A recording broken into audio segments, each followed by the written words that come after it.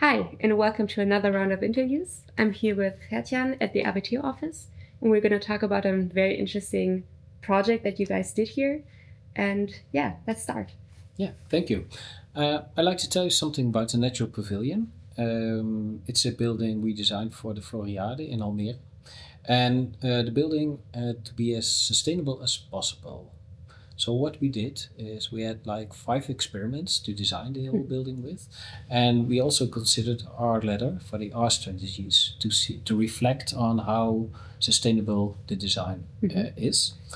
So here we start with reuse as an R strategy. Yeah, correct. And it's about the timber structure.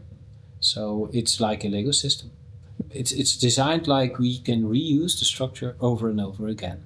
So we can demount it and we can rebuild it on a different location. And yeah. So for me to understand, now we have, for example, 20 blue blocks. Yeah. Then we can use 10 of them for a different project at place A. Then we have 5 left that we can use for place B, and then again 5 for place C, or all 20 for a new building. Yeah, correct.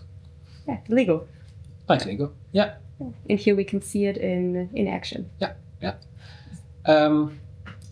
The next thing was the building had to be a showcase for bio-based materials. So we start with reduce. Yeah. Plan B, remanufacture.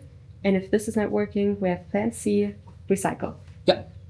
And what I like about bio-based materials is when they are made from waste streams. So if you have a paprika, normally you throw the plant away, the stalks. Yeah.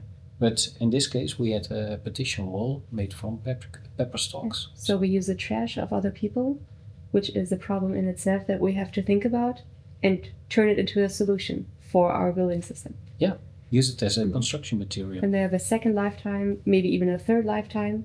Yeah. And then we can reuse it again and again and again. Yeah, and in the end, we have no trash. So, yeah. Third experiment was a sustainable foundation. We used wooden piles to as a foundation. So we start with, again, refuse as a strategy. Yeah. And then if this is not working, we have this second strategy, reuse. Yeah. And then recycle. Yeah, correct. With the wooden piles, we had to consider the water level, the changing water level, so the wooden piles would not rotten. Yes. And we designed 2 prototypes, a plastic extender and an extender of circular concrete. Yeah. If I hear plastic, the second thought I have are microplastics. Did you think about this problem in this project? Not at the time we designed this, to be fair.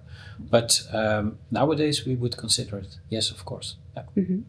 So you wouldn't use recycled plastic for foundations, for example, in the future? Yes, maybe we will, but we have to be sure that no microplastics get in the environment. Yeah. Another actual topic is water. Yeah. We invented the smart water buffer, which means that we collect water on the buffer on the building. We use it in and on the building and let it circulate. So we start on top. Yeah. We have the water, and then the water finds its way through the building. You use it for watering plants in the building, use it for flushing toilets, and then you store it in a water buffer. And then if you need it again, pump it up again. Yeah. Use it again and again. But what happens if it's full or if there's a storm coming?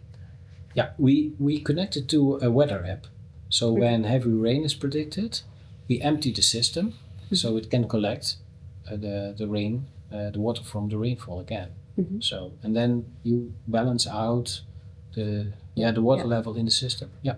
And then if something happens like a big storm and the systems where the water would have been pumped out are already filled up, what happens then?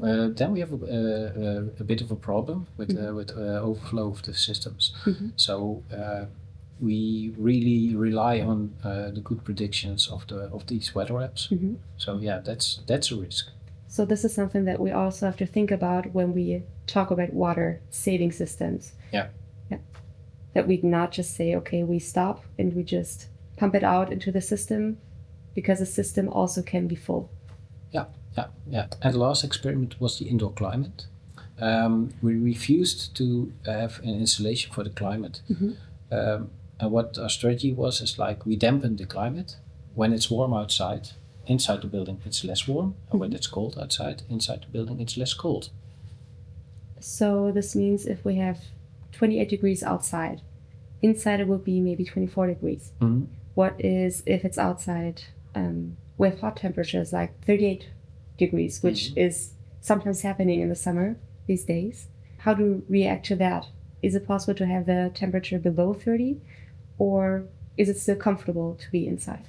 I think the temperature in the building will be lower than the outside temperature in the end. We cannot lower the temperature below 30 when it's outside 38. In the end, when it's 38, everyone feels uncomfortable almost in every building, even when you climatize it to 21, because then the difference between 21 and 38, it's too big. So we cannot design, I think, for these exceptional circumstances. So we have to adapt as people to that. Yeah. So we cannot design in a sustainable way on these big exceptions. Which could be a problem, for example, in hospitals, where we maybe need lower temperatures for people who are weak or are sick. Yeah. So there we have a different problem that we also think about the function of the room. Yeah. But also think about design. You want to climatize people and not full buildings. So that's also an important strategy to climatize, I think. So we think about the person, not just about the whole volume of the room. Yeah, correct. Yeah. An important aspect of the climate concept was also the sun shading. We used wood, which came from a storm, from a forest which was knocked down by a storm.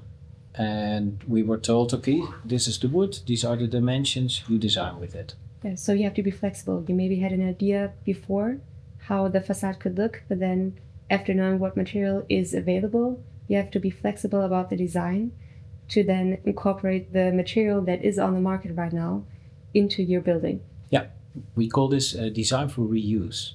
We did the same with the glass, which came out of another building. And to make it fit for the project, we had to redesign the window frames. Because it's not possible to glue a centimeter of glass to your already existing panel. So we need to be flexible. Yeah, that's right. We come to the facts and figures.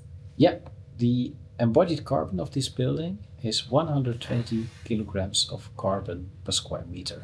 How does that put us into the range for the 2050 climate goals that we have? It means that we're not there yet.